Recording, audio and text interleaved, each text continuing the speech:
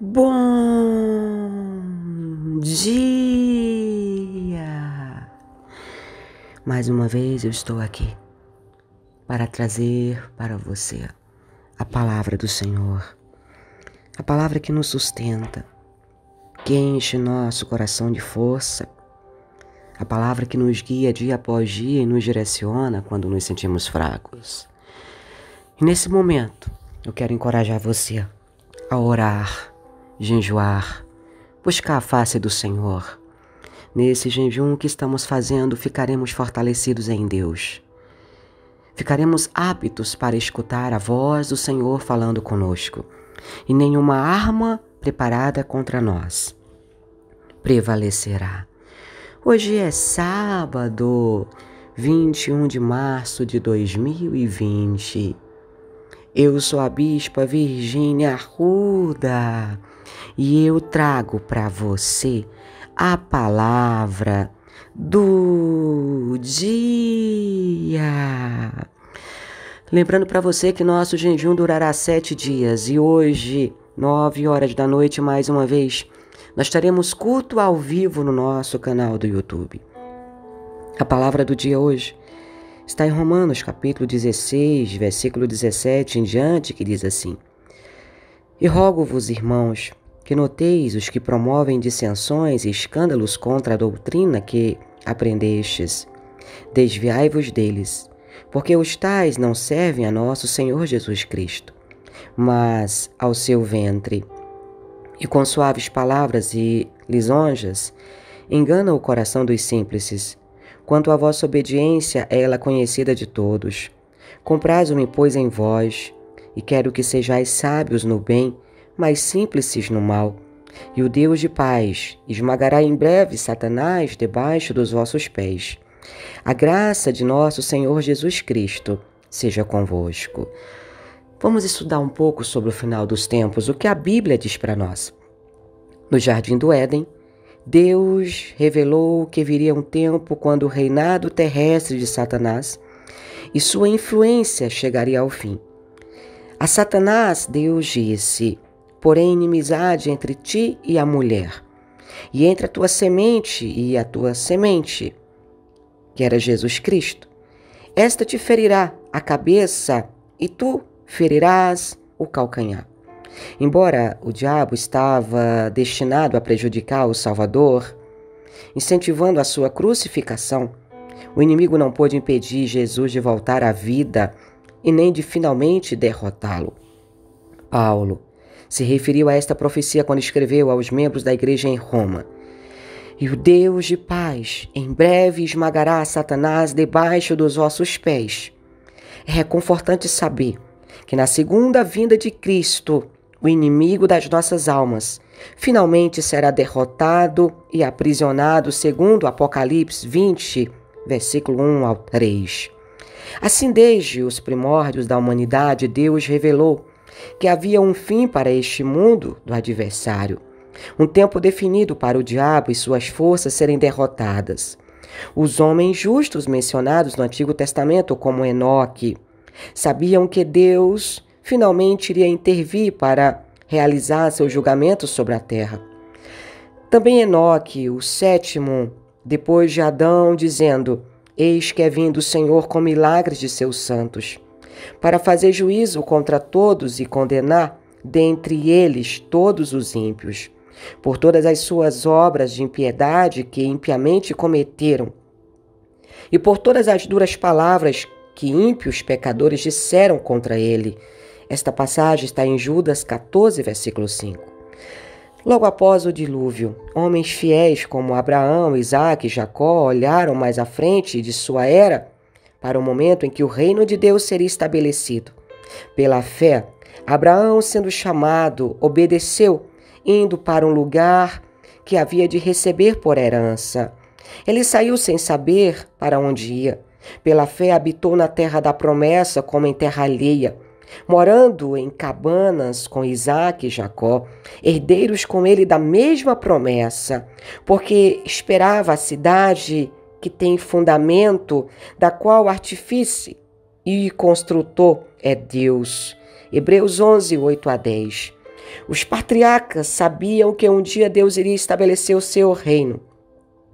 Eles viveram e morreram confiantes de que ele iria cumprir suas promessas e incluí-los no seu reino. Todos estes morreram na fé, sem terem recebido as promessas, mas vendo-as de longe e crendo-as e abraçando-as, confessaram que eram estrangeiros e peregrinos na terra. Porque o que isto dizem claramente mostram que buscam uma pátria. E se na verdade se lembrassem daquele de onde haviam saído, teriam oportunidade de tornar. Mas agora desejam uma melhor, isto é, a celestial. Por isso também Deus não se envergonha deles, de se chamar seu Deus, porque já lhes preparou uma cidade, assim como para mim e para você. Estes homens não estavam imaginando ou tentando adivinhar o futuro. Eles foram diretamente inspirados por Deus. Conforme Pedro explicou, a profecia nunca foi produzida por vontade de homem algum, mas os homens santos de Deus falaram inspirados pelo Espírito Santo. Esta passagem você encontra em 2 Pedro 1, versículo 21. Nós encontramos muitas profecias sobre os eventos do fim dos tempos nos livros de Salmos. O Salmo 2 revela que algumas nações resistiriam à autoridade de Cristo, porque se amontinam os gentios e os povos imaginam coisas vãs. Recitarei o decreto. O Senhor me disse: Tu és meu filho. Eu hoje te gerei. Pede-me, e eu te darei os gentios por herança e os fins da terra por tua possessão. Tu os esmigalharás como uma vara de ferro. Tu os despedaçarás como um vaso de oleiro. Em outras passagens de Salmos, citam os eventos dos fins do tempo, como Salmo 9, Salmo 10, 18, 12, 46, 47, 75, e assim na Bíblia, o fim dos tempos foi um tema dos profetas. Apesar de as profecias relacionadas ao tempo do fim serem apenas ocasionalmente encontradas nos primeiros livros do Antigo Testamento, esse é o tema principal das profecias que escreveram muitos séculos depois. Pedro explica que estes profetas estavam procurando saber o tempo e as circunstâncias para as quais apontava o Espírito de Cristo que neles estava, quando lhes predisse os sofrimentos de Cristo e as glórias que se seguiriam àqueles sofrimentos. Isaías é um exemplo de como Deus falou muitas vezes sobre as condições do tempo do fim e da vinda de Jesus Cristo que seria estabelecida ao seu retorno. Frequentemente, este período também é um chamado de o dia do Senhor, últimos dias, ou simplesmente aquele dia. Aqui estão alguns exemplos que mostram esse tema como recorrente em Isaías. E acontecerá nos últimos dias que se firmará o monte da casa do Senhor no cume dos montes, e se exalçará por cima dos outeiros, e concorrerão a ele todas as nações. E virão muitos povos e dirão: Vide, e subamos ao monte do Senhor, a casa do Deus de Jacó, para que nos ensine o que concerne os seus caminhos e andemos nas suas veredas.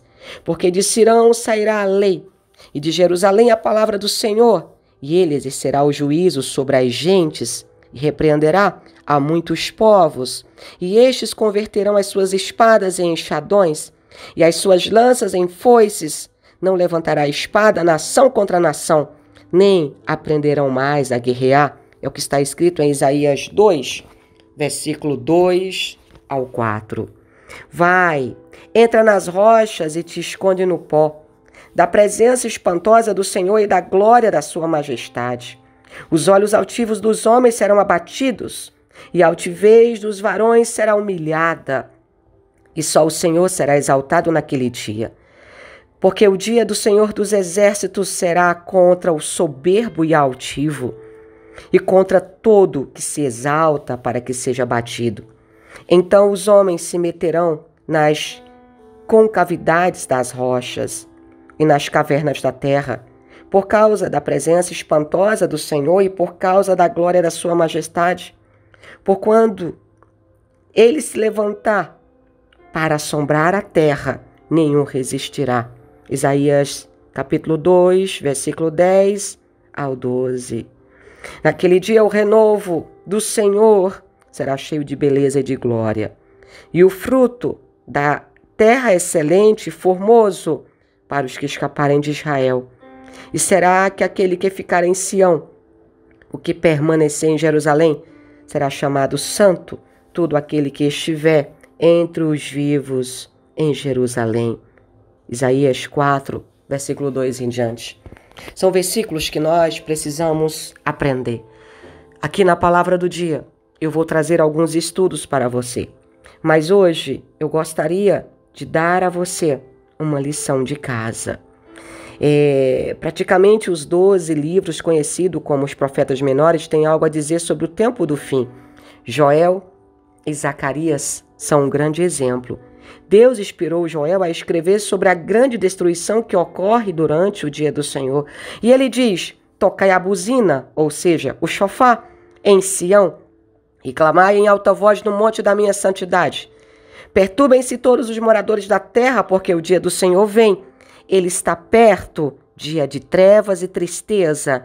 E o Senhor levanta a sua voz diante do seu exército, porque muitíssimos são os seus arraiais, porque poderoso é executando a sua palavra, porque o dia do Senhor é grande e muito terrível, e quem o poderá sofrer? Joel 2, versículo 1 em diante. Eu quero te dar uma lição de casa essa manhã. Gostaria que você começasse a estudar a Bíblia comigo. Nós fizemos uma campanha sobre o livro de Salmos, mas agora eu quero convidar você a ler o livro de Salmos.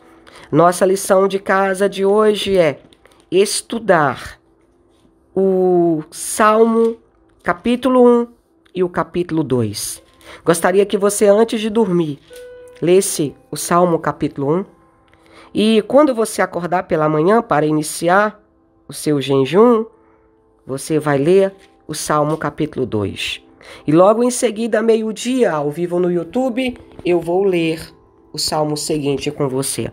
Assim, nós estudaremos a palavra de Deus. Você não vai viver somente do que você escuta. Eu daqui vou orar para o Espírito Santo te dar discernimento da palavra, para que você leia e entenda. Terminando os salmos que o Espírito Santo me direcionar, nós vamos estudar os profetas menores e daqui eu vou ajudar você a entender. Que o Senhor te abençoe e te guarde.